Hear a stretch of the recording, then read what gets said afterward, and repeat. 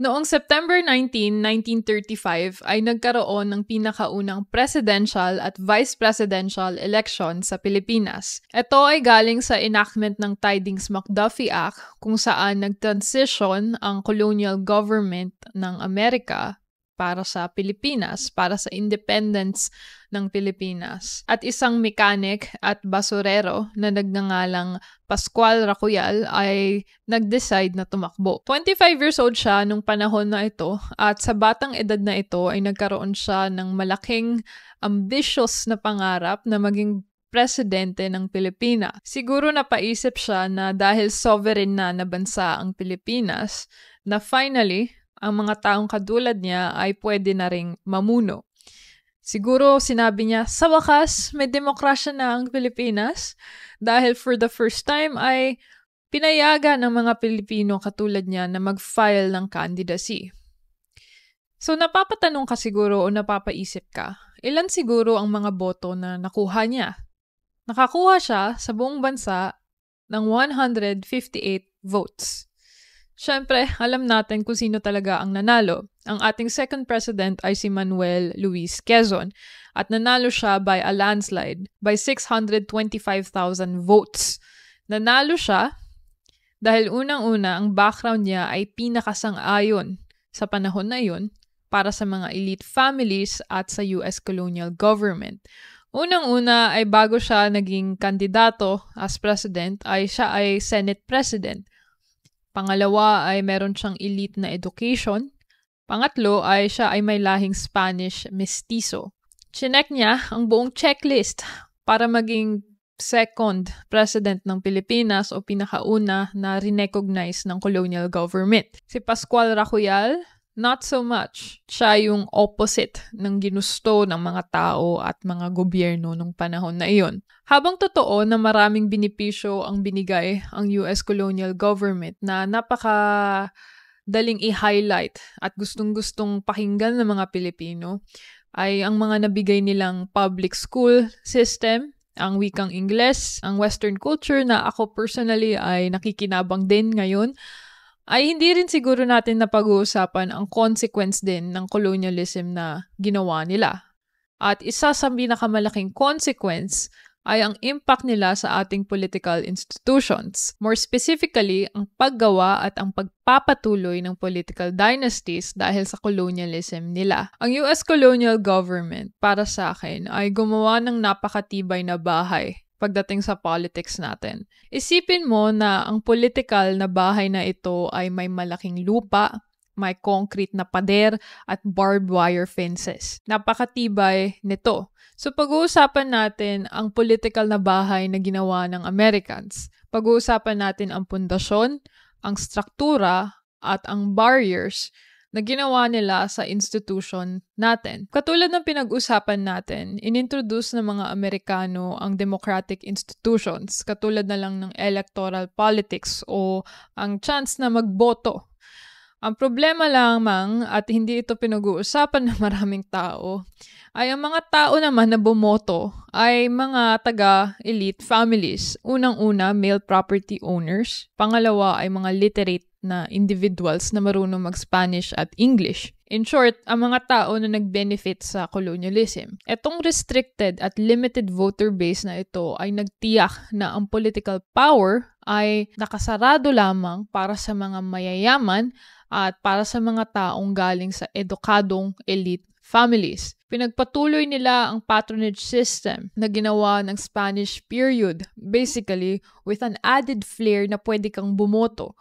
Pero hindi ka rin pwede bumoto kasi hindi ka naman din mayaman o edukado. So restrictive siya at extractive. Katulad ng Spanish, ang mga local leaders o prinsipalya ay binigyan din ng political power.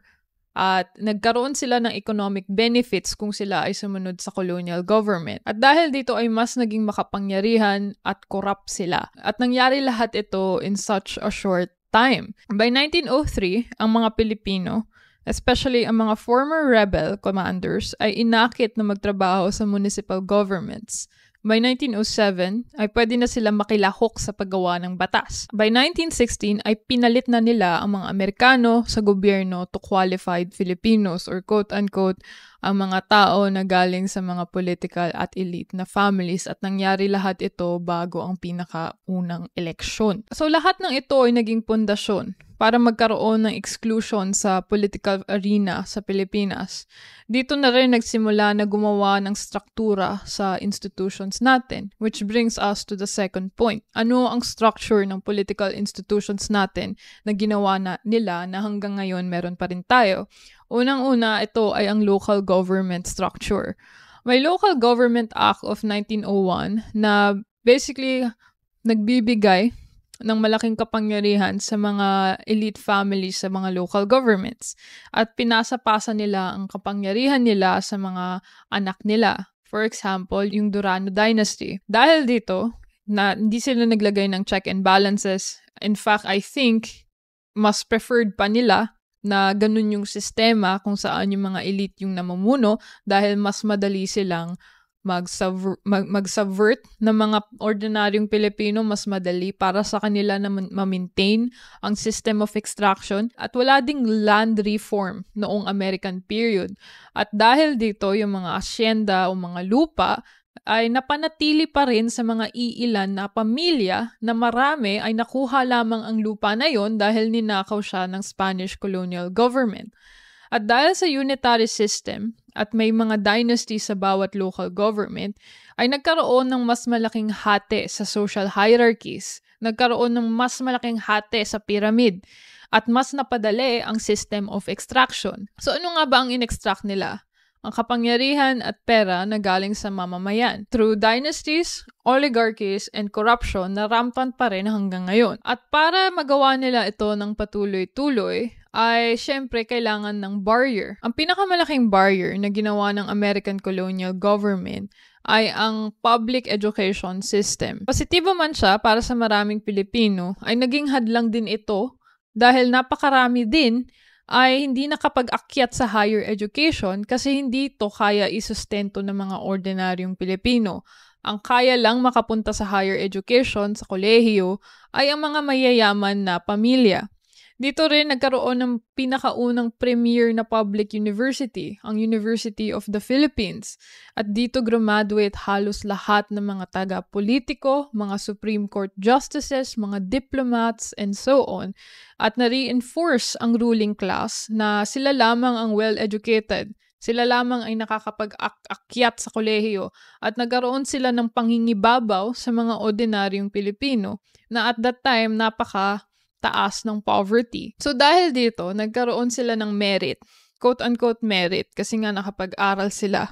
At dahil dito ay nakapasok din sila sa gobyerno. Not so different sa panahon ngayon kung saan yung mga anak ng politiko ay pinapadala sa ibang bansa at bumabalik sila na may mga prestigious degree galing sa top universities at pinapasa sa kanila ang kapangyarihan eventually at nagkakaroon ng idea na it's from their own merit kasi nga nakapag-aral sila sa ibang bansa. At syempre, kung may pagkukulang rin sa ating public education ay dito na rin nagkaroon ng barrier sa consciousness ng mga Pilipino. Hindi nila kini-question ang sistema na binigay sa kanila.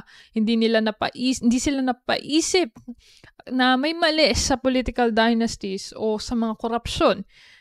At mas iisipin pa nila ang kinakain nila. Ito ang isang rason rin kaya nahalal din si Ferdinand Marcos. At hanggang ngayon ay ang pamilya niya ay ginoglorify pa rin. So, dahil ito sa sistema ng patronage kung saan ang American colonial government ay ang patron ng mga elite families at ang mga elite families ay naging patron ng mga pangkaraniwang Pilipino, ay na-reinforce rin ang padrino system. Isa sa mga pinakamalaking barrier na hanggang ngayon na meron tayo sa Pilipinas. Ang padrino system ay kung saan nakakapasok ang mga tao sa kanilang mga koneksyon sa government at hindi sa kanilang merit. Nakakapasok sila, usually, dahil kakilala nila yung isang tao at malakas sila sa patron nila. At dahil sa padrino system ay nagkaroon na rin ulit ng barrier to entry ang mga karaniwang Pilipino na kahit edukado man ay kung walang koneksyon ay hindi nakakapag-ambag sa pagbabago. Ang kapangyarihan, economic benefits at edukasyon ng mga elite families ay naging rason din para ipondo nila, nagkaroon ng cycle, para ipondo nila ang kanilang political campaigns at magmukhang savior or legacy holders ng mga national at local politics na hanggang ngayon ay meron pa rin tayo. Marami sa mga politiko, lalo na nagaling sa dynasties, ay ginagamit pa rin ang makinarya na binigay sa kanila ng colonialism, ang struktura, ang pundasyon at barrier sa pag-i-exclude ng mga ordinaryong Pilipino. July 4, 1946, kung saan binigay sa atin ang independence. At ironically, it is the same time as the US Independence Day. This tells you what you need to know kung gaano ba talaga tayo ka-independent sa kanila. Madaling isipin na ang tagal na ng panahon since nakuha ng Pilipinas ang independence natin galing sa US, galing sa colonialism. Pero 78 years pa lamang ito. Mas matanda pa si Enrile at Duterte kaysa sa independence ng Pilipinas. Kaya pwede rin nating isipin na ang sistema na pinamana sa atin ay nandito pa rin at nararanasan natin. To the point na halos nawawala na ang totoong demokrasya sa bansa natin. Makikita natin ito sa political dynasties, sa vote buying, sa pagbaboto sa personalidad, at sa uunting representasyon na meron ang mga ordinaryong Pilipino at manggagawa. Si Pascual Racuyal ay sunod-sunod na tumakbo sa elections hanggang 1986, pero binan siya ng COMELEC. Tinawag siya na nuisance candidate. Ironically, sa panahon na pinag-uusapan ang demokrasya at people empowerment dahil sa EDSA Revolution. That tells you everything you need to know rin kung gaano ba talaga nagbago ang bansa natin. Yes, binalik ang democracy, pero nandun pa rin ang sistema ng colonialism. Isipin mo ito, isa kang basurero na gusto magkaroon ng pagkakataon na mamuno. At halos buong buhay mo, kabila ng kahirapan, ay binigay mo ang lahat para magkaroon ng pagkakataon na sumali sa political landscape natin. Pero, ginawa ka lamang na joke. Unlike Manuel Quezon, namatay si Pascual Racuyal na hindi kilala at walang pera. Never siya nakapag-serve sa government at naging simbolo siya kung ano sana ang nangyari sa Pilipinas pero hindi. Ang inklusibo na political institution na meron sana tayo pero wala. Ang demokrasya na para dapat sa lahat pero hindi pinatupad. Ang mga ordinaryong tao sa Pilipinas na walang elite education o matataas na posisyon sa gobyerno ay ginawang katawa-tawa o nuisance candidates pag sinabi nila na gusto rin nila na mamuno. At ito ay dahil hindi alam na maraming Pilipino na ang political na bahay na meron tayo ay ginawa ng colonial governments na may pundasyon, struktura at barrier na hanggang ngayon, 78 years later, ay hindi pa rin imbitado ang mga ordinaryong Pilipino.